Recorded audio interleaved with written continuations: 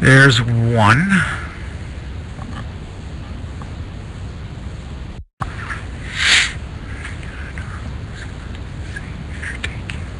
Lens cover. Well, what's different, Connie, is do you see all these little specks? Green, red, and blue. These are warm pixels. Some are hot, but most of them are warm pixels. Do you see all these different? Okay.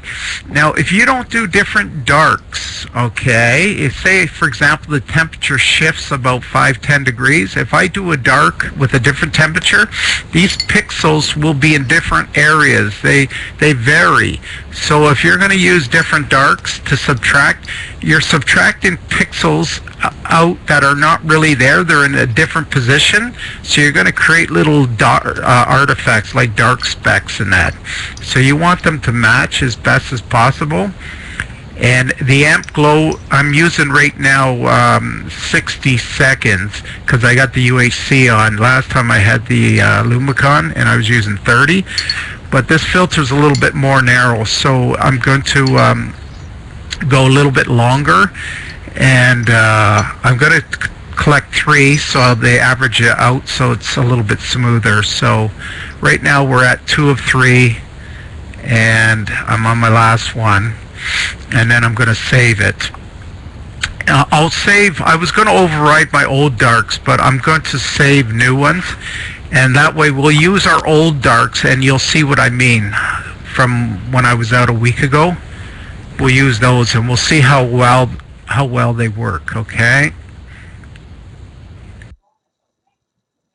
yes, that is correct. That is correct. You should take new darks at every new viewing session. Unless you have a cooler on and you could do a library of darks where you label them at different temperatures and exposures, that's different. But it's not a big deal to take a few darks. I'm only taking 2 sets of darks, one with the histogram set at default and the adjustments at default, and the other one I'm going to raise the histogram up to about 200 and the contrast to -15. Okay, so let's see, export. I'm going to export these to my dark folder, and this is at default, so I'll click on this so it labels it as default, but I'm going to put this at 60. That way I don't override. I have gloves on. Save. Okay, now this one, I'm going to raise this to 200, or lower it to 200, and put the contrast to about -15. Alright, and we are going to start capturing these ones. So I'm gonna, that's the only difference I did, is I put this to 200. Now watch when this kicks in 30 seconds. You're going to see this amp glow right here and here show up even more. So all I did is I changed my white balance. I lowered it from 255 to 200, and my contrast I put to -15 rather than default at 0. So everything else is staying the same. Okay, just in case I want to adjust it, I might use Astro Toaster. I'll see. I'll explain everything later. No, it's not a cooled camera. See how brighter this got now? The amp glow? That's because this was lowered to 200. Yeah. This camera, you don't need to have it cooled. When you cool a camera, you increase the cost, because the camera has to have the insides done differently, and that's more work. More work is more cost. So it has dark field correction, which is a unique feature that doesn't require cooling. It will reduce the dark current noise and the warm hot pixels and amp glow by subtracting it all out with the dark field correction. Even the amp glow can't be removed from cooling. Only the hot and warm pixels and the noise, dark current noise, can be reduced. But you cannot remove the amp glow with cooling. It has nothing to do with that. That's on the preamp. Oh, congratulations. Very good. How do you like it? Have you been able to use it so far?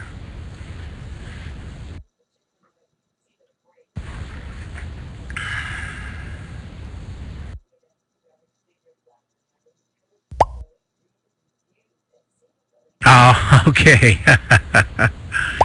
And wait for the warmer temperatures also, Connie. If you're going to shoot through glass, it's better than nothing. But if you can always get out on the balcony and not go through glass, anytime you go through glass, you're refracting the light, or it's, the glass has dirt on it or whatever, and it can cause little blemishes or whatever. It's just cleaner to go through the air, the atmosphere, than through any glass windows. Trees are not good, or aquariums. Right? Especially with all the fish swimming. My turtle has his aquarium. Okay, so I have now these, so I'm going to export this, and I'm going to just click on this and change this one to 60. Same AGC as before, we're at 50%. Alright, so this is done. We're going to take this off trigger mode. We're going to stop the trigger mode. I'm going to uncap the scope. And I got my focus done, and I'm going to go to, I think Jack wanted M94 was the first object. I'll get it going, then I will head in. Was it M94, Jack, you wanted?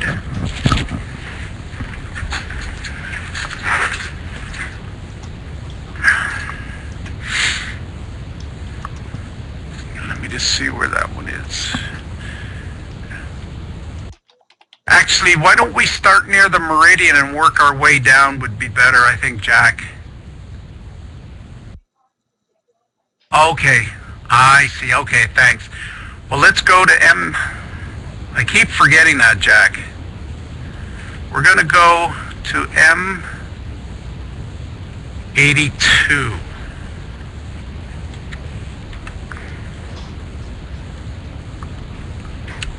Yeah, I keep forgetting that. Thank you for reminding me. Okay, let's go to Gelsar.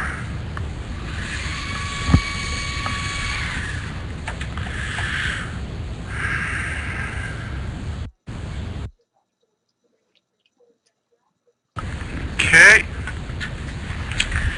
I want to get this started so you have something to look at while I go in and go warm up.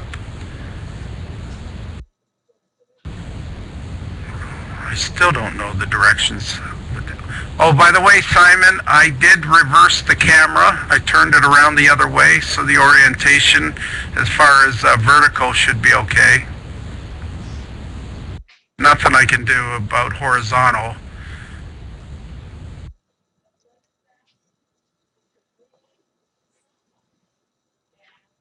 That should be fine. All right.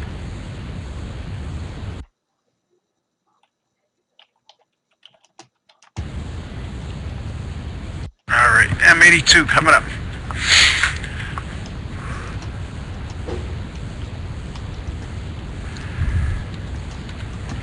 Oh, it's going to be nice in the house with that fireplace going.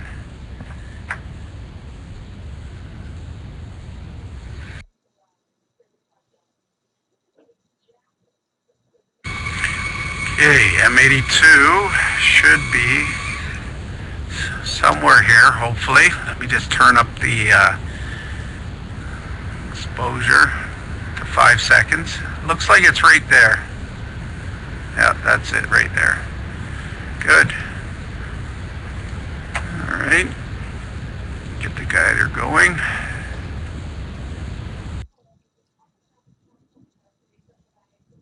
All right, now I'm using 2 seconds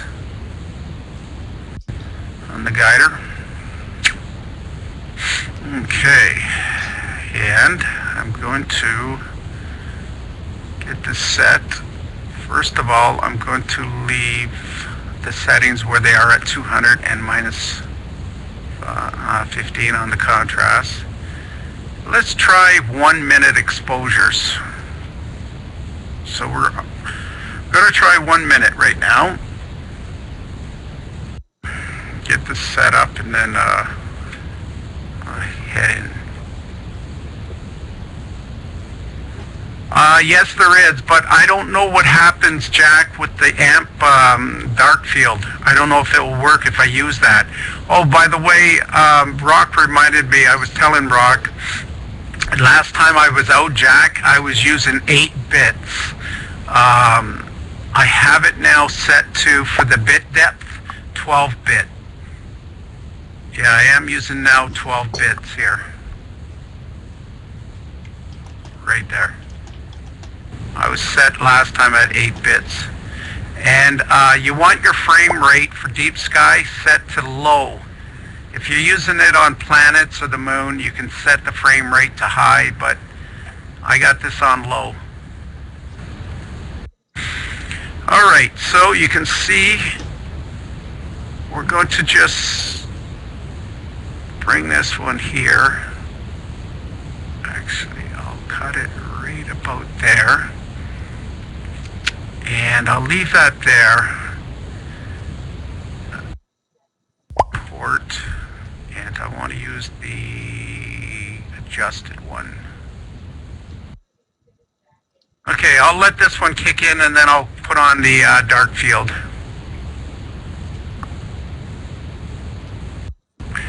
This is the SkyRaider software, Connie. It's the one that goes with the SkyRaider 2.3 camera.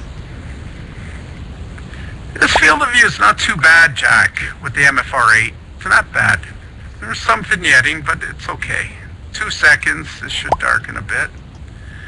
Yeah, you can see the vignetting starts around here. So it's not bad. So let's put on the dark field correction. Yeah, there's no noticeable coma, which is pretty good. Stars don't look too bad towards the corners. Not bad at all.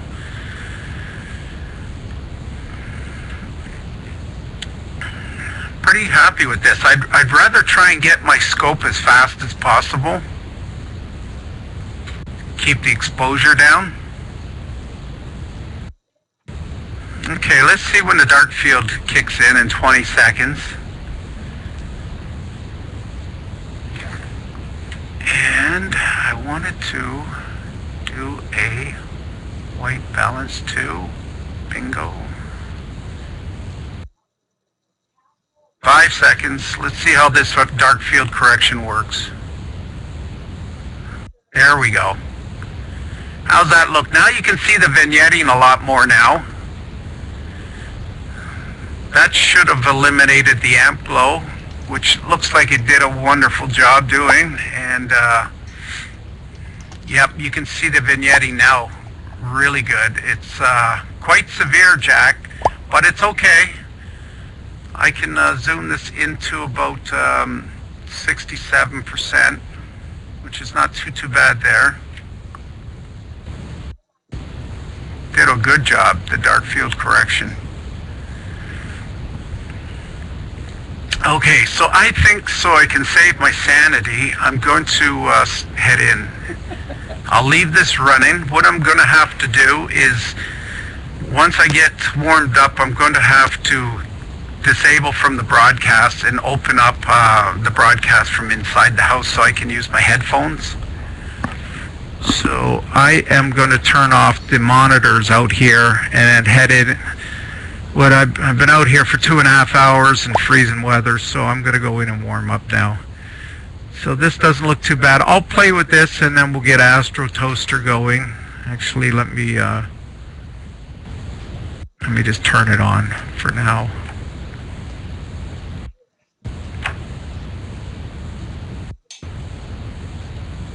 Okay, so Astro Toaster's on, VNC is on, and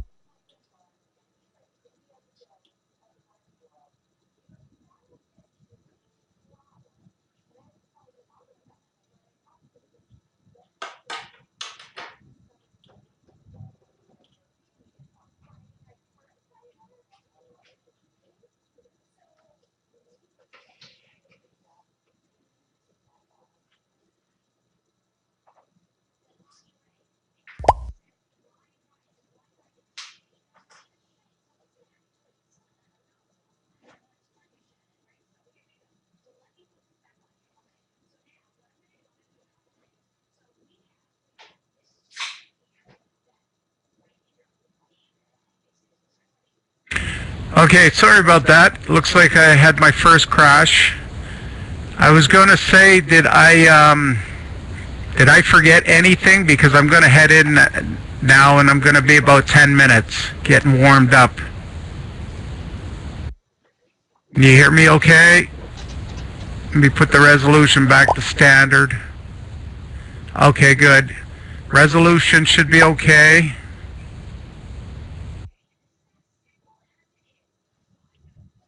That's okay there?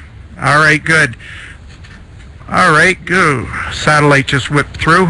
Okay, I'm going to go in. What I'm going to have to do, hi Simon, I'm going to, once I go in and I'm on the other computer, I'm going to end the broadcast out here and start it up from inside the house so I can use the mic.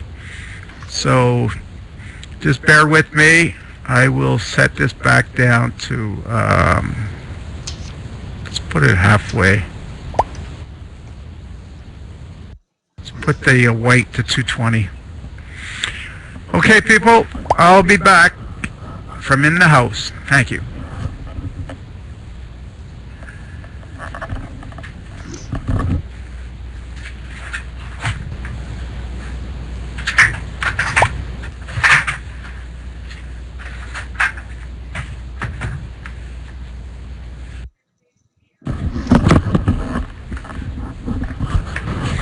You know what I forgot to do? You guys are going to laugh at this. I forgot my dew heater inside the scope. It's sticking right in here. Here's my hand going through. Yeah, I'm going to have to focus again. Okay. Oh boy, my brain's not working in this cold. Hang on a second. Stop. Video.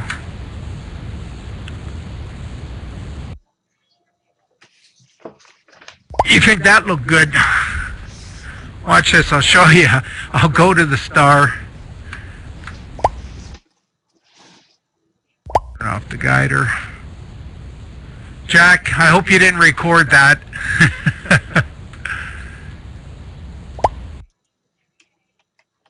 Here, let's go to Ficta. I got the dew heater sitting inside the scope. You know the cord for the dew heater? Because when I did the darks, I had to put it back in.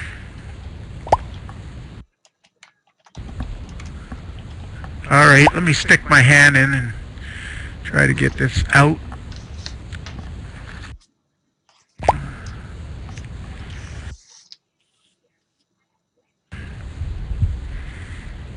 Okay.